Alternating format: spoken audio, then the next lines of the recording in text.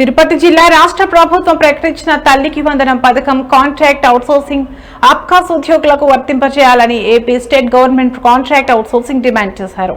ఈ సందర్భంగా వారు మాట్లాడుతూ కూటమి ప్రభుత్వం ఎన్నికల సమయంలో ప్రజలకు ఇచ్చిన హామీ ప్రకారం 25,000 కంటే తక్కువ జీతం పొందే ఉద్యోగులందరికీ అన్ని సంక్షేమ పథకాలు వర్తింపజేస్తామని కూటమి నాయకత్వం ప్రకటించిన విషయం మాకు సంతోషాన్ని కలిగించిందని, అయితే ప్రస్తుతానికి కాంట్రాక్ట్ మరియు అవుట్సోర్సింగ్ ఆప్కాస్ ఉద్యోగులకు తల్లికి వందనం పథకం వర్తించకపోవడం వల్ల ఉద్యోగులు తీవ్ర నిరాశకు లోనవుతున్నారని తెలిపారు. వీళ్ళని అనర్హులుగా ప్రకటించారు. ఎందుకు ప్రకటించారంటే వీళ్ళు ప్రభుత్వ ఉద్యోగులుగా గుర్తిస్తామని చెప్పి వాళ్ళని అనర్హులుగా ప్రకటించడం జరిగింది. అయితే కేవలం 20 నుంచి 25,000 లోపు పనిచేస్తున్న జీతాలు తీసుకున్నట్టు ఉద్యోగులు కూడా ప్రభుత్వ ఉద్యోగులుగా నిర్ణయం చేయడం అది తీవ్ర అన్యాయం జరుగుతోంది.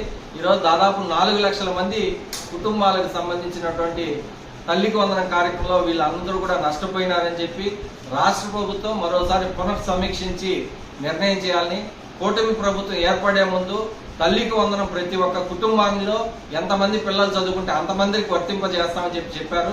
కానీ ఈరోజు ఆ మాటను విస్మరించి ఈరోజు ప్రభుత్వ ఉద్యోగులుగా వీళ్ళందరినీ కూడా అదొక కారణం చెప్పి వీళ్ళందరూ కూడా లబ్ధి లేకుండా చేయడం అనేది తీవ్ర. నిన్న మంత్రి నారా లోకేష్ గారు తల్లికి వందనం సంబంధించినటువంటి బిడ్డలందరికీ కూడా 15,000 రూపాయల డబ్బులను పంపిణీ చేయడం అనేది జరిగింది. వాళ్ళ అకౌంట్కి కూడా జమ చేస్తానని చెప్పని అనేది నిన్న విడుదల చేశారు. కానీ ఇక్కడ ప్రధానమైనటువంటి సమస్య ఇక్కడ అవుట్ సోర్సింగ్, అదేవిధంగా కాంట్రాక్టు, ఇతర రంగాలకు సంబంధించినటువంటి ప్రభుత్వ సంస్థల్లో పనిచేస్తున్నటువంటి వాళ్ళందరికీ కూడా ఇది వర్తింప చేయకుండా చాలా తీవ్రమైనటువంటి ఇబ్బందులు గురి చేసింది.